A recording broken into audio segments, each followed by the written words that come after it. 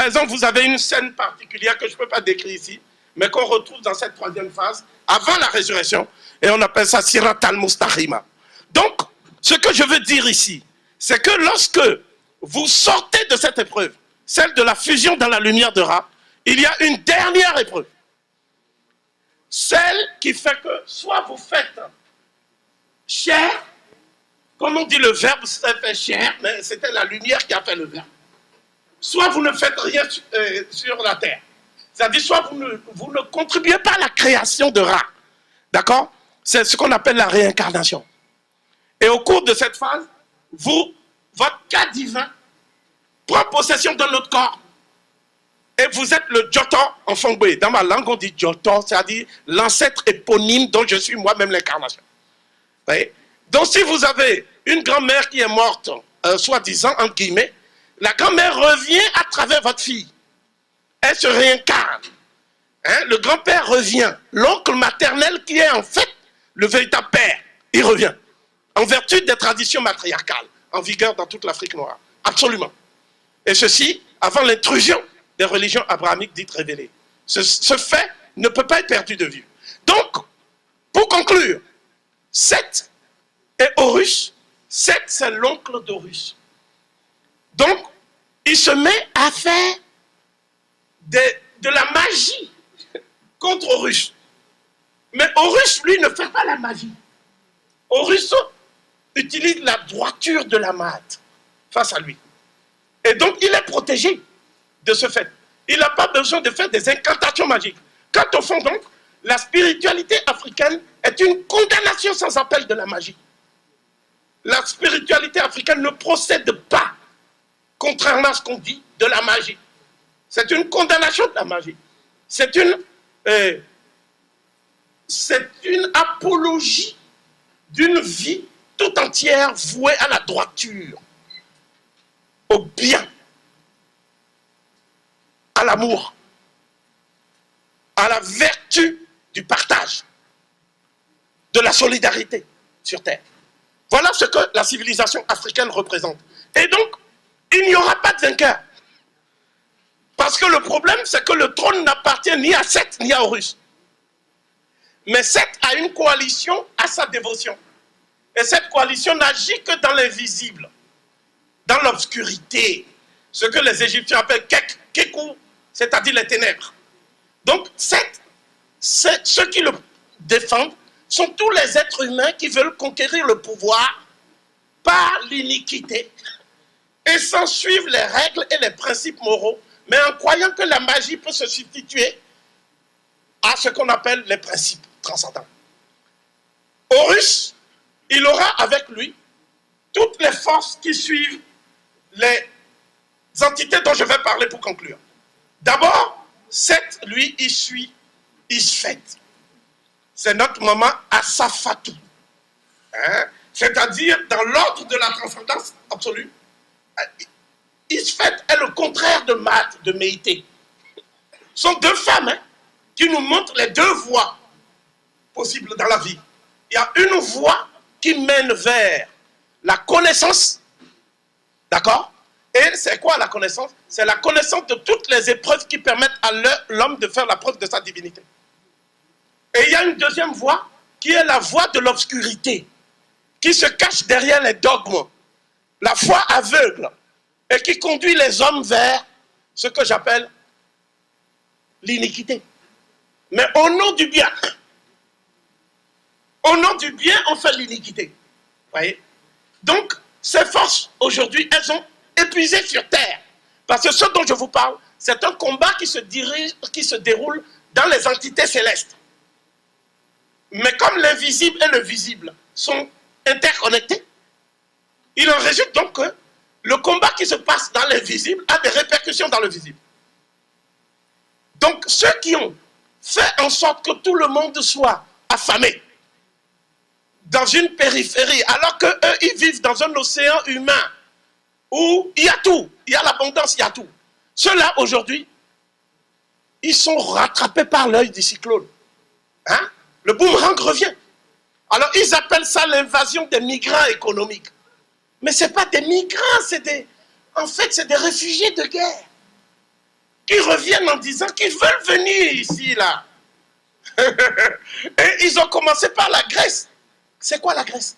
C'est la civilisation dont l'Occident se réclamait. Dans quel état est la Grèce aujourd'hui? Dans un état d'insolvabilité notoire. Ils passent par l'Italie. C'est quoi l'Italie? C'est Rome.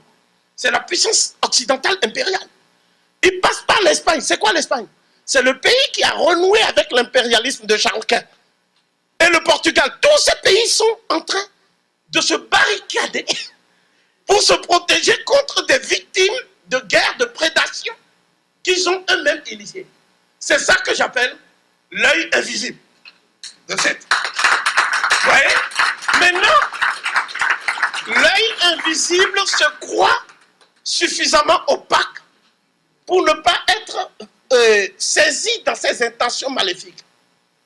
Mais l'œil invisible oublie que le lien entre l'œil et le cœur, c'est un lien qui est essentiel. Vous voyez? C'est votre cœur qui se reflète dans l'œil.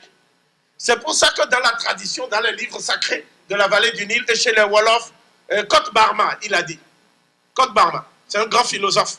Et aussi Ibrafal, c'est-à-dire l'homme de la confrérie, des Baïfal. Voilà, il a dit. Et aussi Cheikh Ahmadou Bamba, lorsqu'il a affronté les Français, hein, et qu'il a fait les mêmes gestes que Osiris. Parce que quand Osiris marche sur les flots, ça c'est la magie noire. Mais quand le Christ marche sur les flots, ça c'est le miracle. Mais en tout cas, Cheikh Bamba, il a fait toute cette tradition. Vous voyez? Et son corps, on peut l'amener au Gabon. Mais ce qu'on ne peut pas amener au Gabon, c'est son énergie, son cas divin. N'est-ce pas? Et il est invulnérable. Et Cheikh Anta Diop est l'enfant de toute cette tradition. Et à la fin, je vais vous dire, donc ça s'appelle le dénouement du drame cosmique. Comment le monde va finir, comment le monde va régler le conflit actuel entre les forces de la coalition septième et les forces de la coalition osirienne, dont Horus est l'incarnation, c'est-à-dire l'héritier putatif. Comment le monde va régler ça?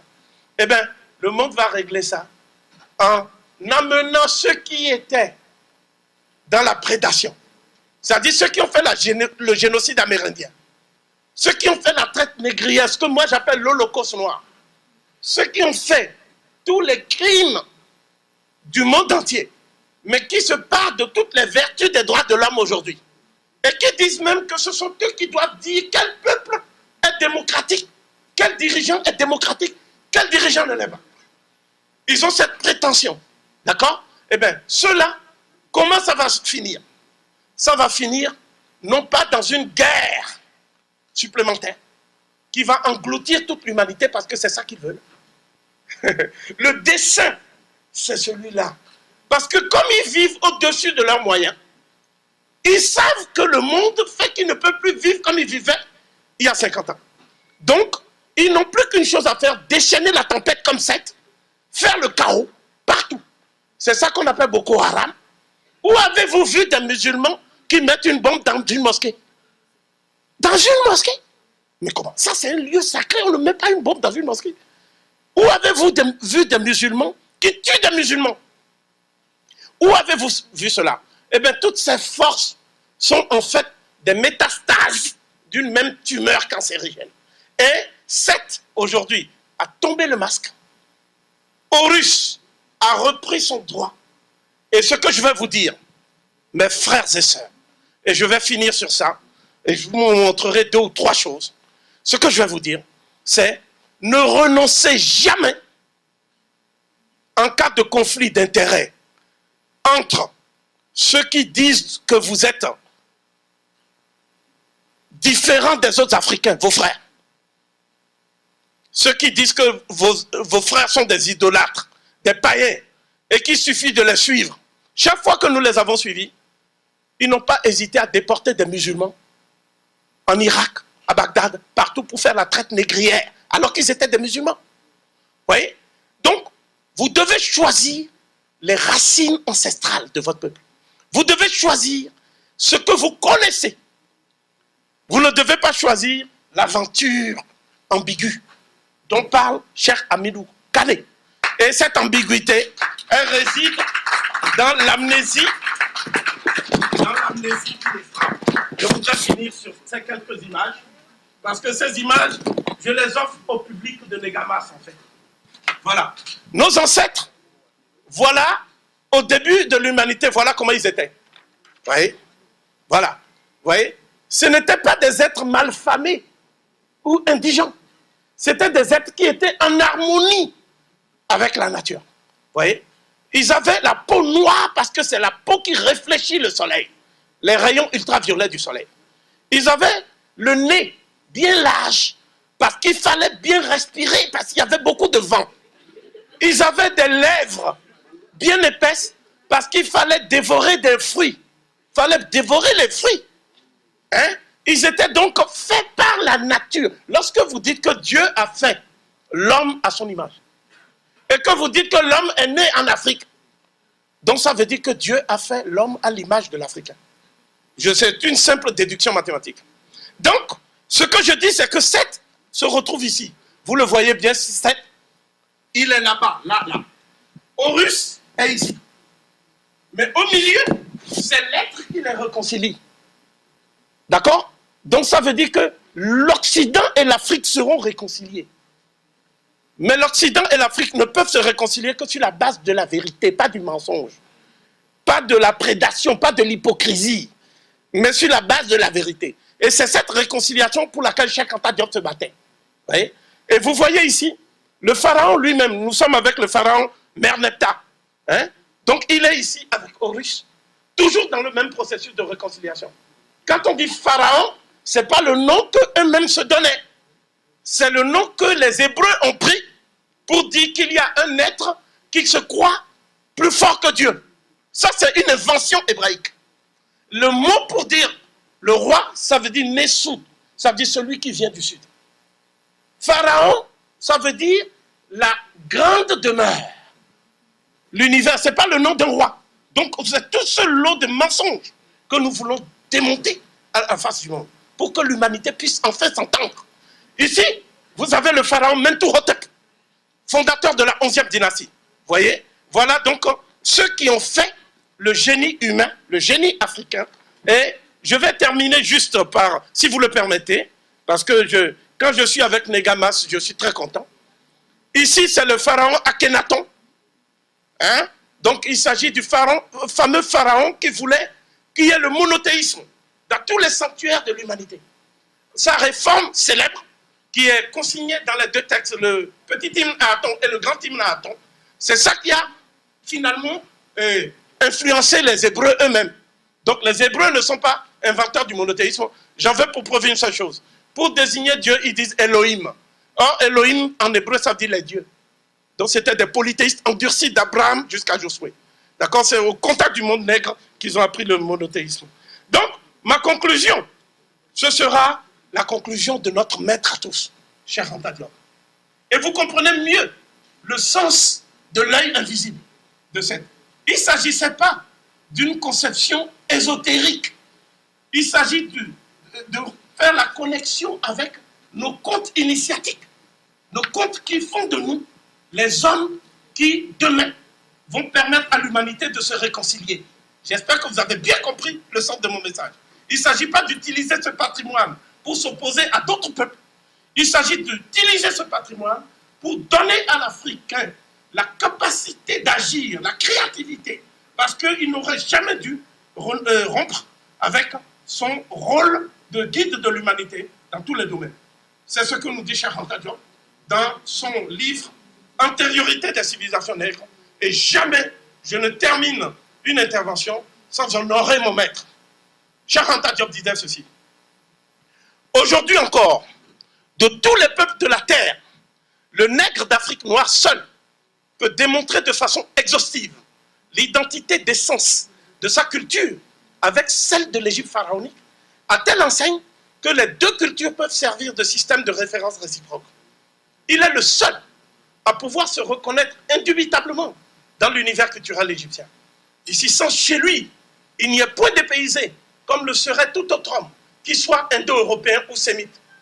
Autant un occidental, aujourd'hui encore, en lisant un texte de Caton, ressent l'écho de l'âme de ses ancêtres.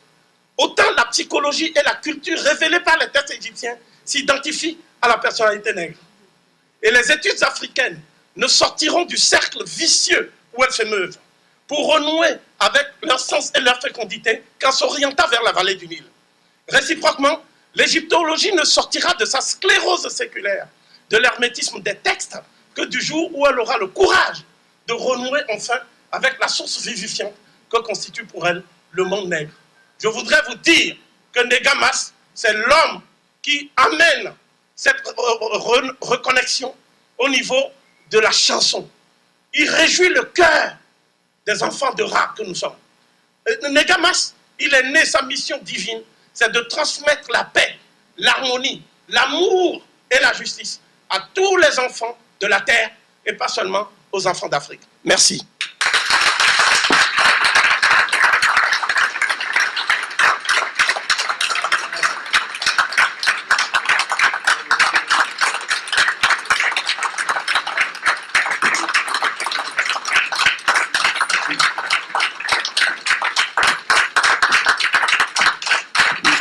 Vous me sentez arriver, hein. Vous savez qu'il faut taper plus fort dans vos mains. S'il vous plaît, professeur Jean-Charles Gomis-Gomez. Merci beaucoup. Merci beaucoup. Alors, j'espère qu'après cette introduction, vous êtes prêts? Merci, mademoiselle. Je n'ai pas entendu. Est-ce que vous êtes prêts? Ah, voilà, c'est très bien, Monsieur Diamanka. Est-ce qu'on continue? S'il vous plaît, des applaudissements pour Monsieur Diamanka.